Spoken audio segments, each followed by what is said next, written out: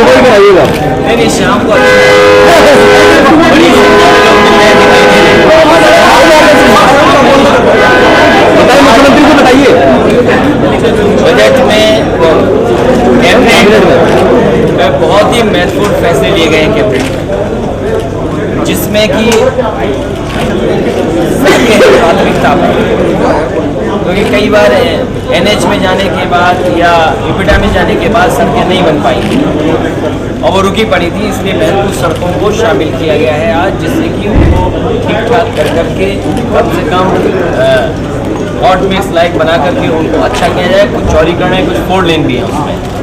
जनपद गाजीपुर में पानीघाट वाला कुम्हार चौसा मार्ग को उसकी राइडिंग क्वालिटी को बेटर करा जाएगा। गोंडा में बहुत पुरानी मांग रही है, गोंडा में फरेदा जेरवल राजमार्ग, इसमें कुछ हिस्सा है जो 4 लेन भी किया जाएगा।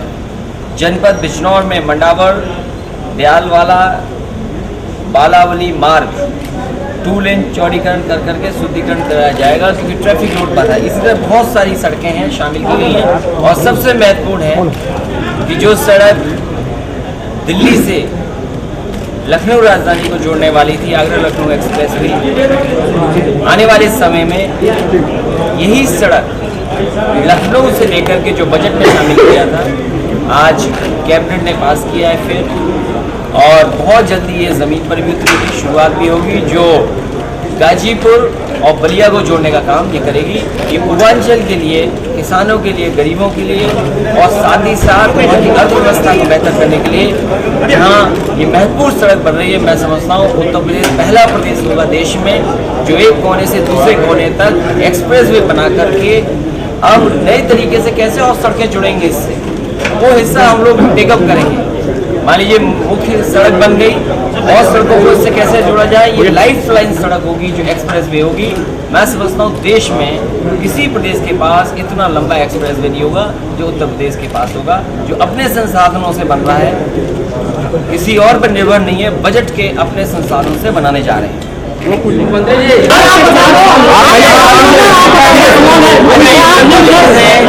दी जा रही है, जो मेडिकल कॉलेज बहराइच में जगह है, मेडिकल कॉलेज बहराइच में कैसे बने हुआ है, सड़क दुर्घटनाएं बड़ी सर्टिफिकेशन है कि मतलब जो ड्राइवर है उसकी हेल्थ सर्टिफिकेशन भी मिलेगा। वहीं ऑटोमेटेड ड्राइविंग टेस्टिंग ट्रैक भी बनने जा रहा है, क्योंकि इधर जहाँ सड़कें बेहतर हो रही है वही एक्सीडेंट भी बढ़ रहा है और संख्या एक्सीडेंट में मृत्यु होने की ज़्यादा है, तो कैसे और बेहतर किया जाए उस सबको स्ट्रेंथन करने के लिए करने जा रहे हैं। और वहीं जो हमारे पंप्स हैं एग्रीकल्चर खेती के लिए, जो उनको सोलर या बिजली से कैसे जोड़ा जाए, तो ये बड़ी योजना बनाकर के लाए हैं, जो कि बहुत सारी जगह सोलर से भी उन पंपों को चलाया जाएगा, नलकूपों को, सरकारी नलकूपों को। कई बार बिजली न होने के कारण, कई बार वोल्टेज न होने के कारण किसानों के पंप नहीं चल पाते, तो ये बड़ा फैसला है जो लगभग 1200 करोड़ की योजना है, जो पूरे प्रदेश के हजारों नलकूपों को पर्याप्त बिजली उपलब्ध करने का काम करेगा, चाहे वो सोलर से हो, चाहे हमें अपनी अलग से बिजली देनी पड़े। बुंदेलखंड कल आप जा रहे हैं, 4 साल को सरकार को हो गए, प्रधानमंत्री से कोई इस विषय में गंभीर बात हुई? पिछले वर्ष जो है खासतौर पर यूपीए सरकार ने बुंदेलखंड को पैकेज मिला था, वो बंदर बाट हो गया पूरी तरह से। इस सरकार में 4 साल में प्रधानमंत्री के साथ आपने कोई कम्युनिकेशन किया बुंदेलखंड के पैकेज के लिए? ये चीज बताइए। देखिए 4 साल बाद आप जा रहे हैं। प्रदेश सरकार और केंद्र सरकार जैसे संबंध होने चाहिए, वो संबंध के अनुसार हमने अपनी बातें रखी हैं कि जो हमें मिलना चाहिए, मांग की बात अलग है, जो मिलना चाहिए वो तो हमें उपलब्ध हो। और अगर कोई वादा किया जाए किसी की तरफ से, सर्वे टीमें आए, मान लो ओलावृष्टि हो गई, आपने राहत के लिए कहा कि हम राहत देंगे वहाँ के लोगों को, ओलावृष्टि हुई और उसके बाद सूखा पड़ गई, ओलावृष्टि की रिपोर्ट मंगा ली, रिपोर्ट उनके पास है, हमने अपने बजट से पैसा ज़्यादा दे दिया। हम अभी भी इंतजार कर रहे हैं कि केंद्र सरकार अपनी जिम्मेदारी कब निभाएगी।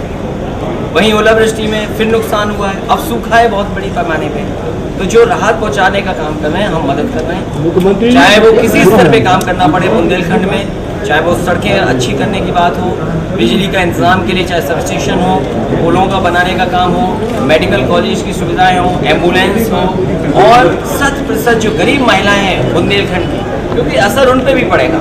परिवार की जो सदस्य महिला है वो कहाँ जाए, और ओलावृष्टि से नुकसान हो, सूखा से नुकसान हो जाए तो उस परिवार की कैसे मदद की जाए। तो गरीब परिवारों को 100% समाजवादी पेंशन से जोड़ने का काम बुंदेलखंड में किया है। इस बजट में पैसा भी दिया है, मैं बांटने भी जा रहा हूँ। वहीं एम्बुलेंस की सुविधाएं जो दे सकते हैं बुंदेलखंड को दे रहे हैं। मैं समझता हूँ सरकार की तरफ से लगातार प्रयास होगा कि बुंदेलखंड के किसान गरीबों की मदद हो।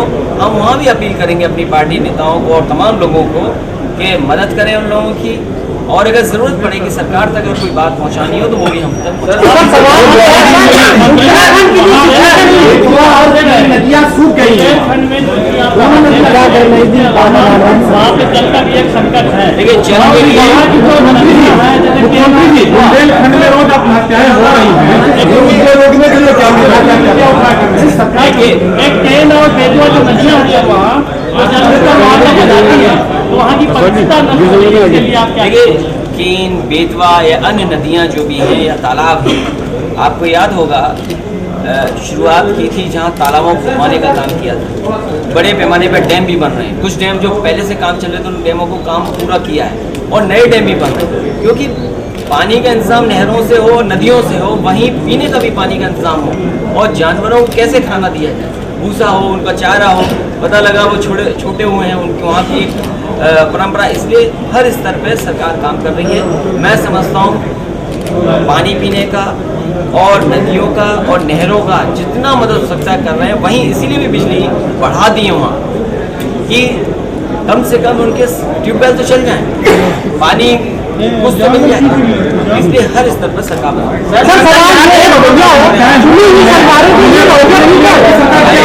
अगर तुम्हें को सूचना उत्तर प्रदेश के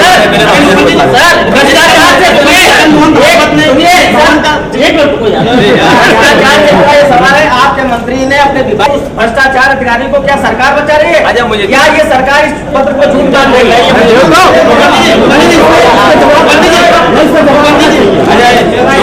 जो सूचना इन्होंने दी है ये मैं समझ गया किस विभाग के मंत्री के बारे में पत्र दिया है, मैं इसकी जानकारी करूँगा। पिछली सरकार